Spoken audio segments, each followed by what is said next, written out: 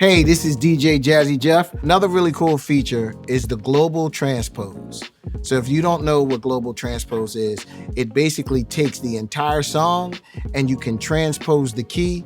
Say you have a vocalist that has a little bit of a problem singing in a certain key, you can transpose that to make it be easier for them to sing, and then you could transpose it back to normal. Now, it doesn't change the tempo, so that's the cool thing. The Global Transpose is on the bottom of your transport bar, but you have to go here to make sure Follow Global Transpose is on. You don't want to transpose your drums. You only want to make sure that Follow Transpose is on all of your melodic instruments. So if you want to transpose this one note down, you can slide it down.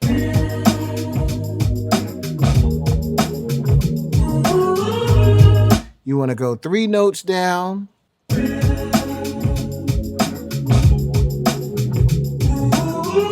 Or 3 notes up.